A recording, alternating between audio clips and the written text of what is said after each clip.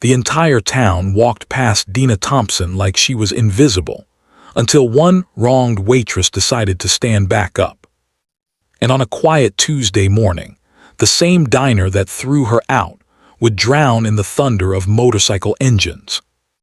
No one knew what was coming. Not her boss. Not her coworkers. Not even Dina herself.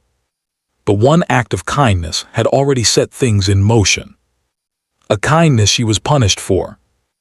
Dina Thompson was a 27-year-old single mother working double shifts at Riley's Diner, a small-town restaurant where the coffee was cheap, the tips were unpredictable, and the smiles were often forced.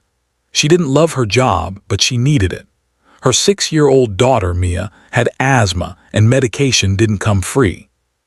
It was a cold Monday when 6 leather-clad bikers walked into Riley's. The chatter in the diner dropped instantly. Forks froze midair. A group of elderly regulars whispered in disgust. Even the manager, Carol, peeked nervously from the counter. "Dina, don't go near them," muttered Jenny, another waitress. "Those bikers belong to a gang. They'll leave without paying." But Dina didn't judge. Instead, she forced a smile, walked up to their table and said, "Good morning, gentlemen. What can I get you?" To her surprise, the men weren't rude or loud. One of them, a bearded man named Stone, smiled softly. "You're the first person today who's treated us like humans," he said quietly. "Thank you." They ordered big burgers, fries, pies, endless refills. Dina served them without hesitation, even cracking jokes. But when she turned around from clearing their plates, Carol stormed toward her like a thundercloud. "What do you think you're doing?" she hissed. "Serving customers," Dina replied, confused. "Not those customers," Carol snapped. "They scare away good people. Go tell them to leave." Dina's stomach tightened. "With all due respect, they've been polite. They already ordered," she said firmly. Carol's eyes narrowed. "Either you kick them out or you're done here." The bikers overheard. Stone looked at Dina, then at the manager. Before she could respond, Carol grabbed Dina's apron and ripped it off. "You're fired, get out." Dead silence. Dina's eyes watered, but she refused to cry. She picked up her things and walked outside with her head high. What she didn't notice was Stone standing at the window, watching her leave. The next morning, Dina was sitting on her porch, exhausted and scared, unemployed, rent due, Mia still asleep inside. Her phone buzzed. Unknown number. "Be ready at 9 a.m., wear something warm." Before she could ask who it was, she heard it. A distant rumble. Then louder and louder until the windows shook. She stepped outside and froze.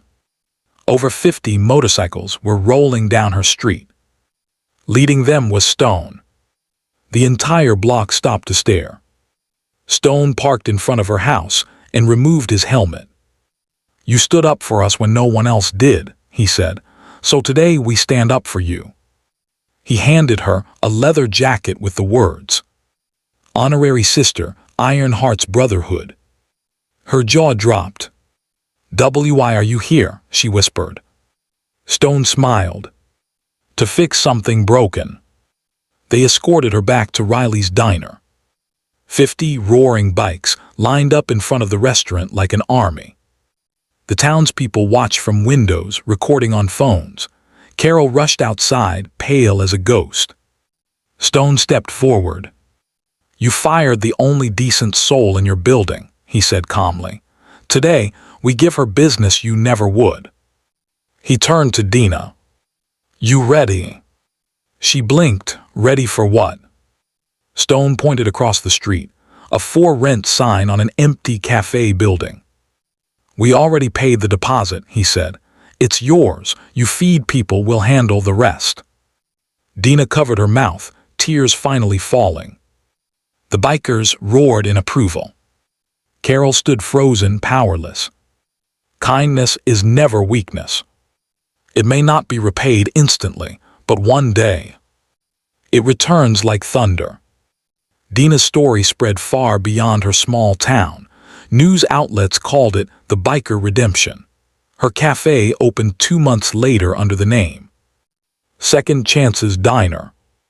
And every morning, before the doors opened, you could hear engines in the distance. Because respect once earned is never forgotten.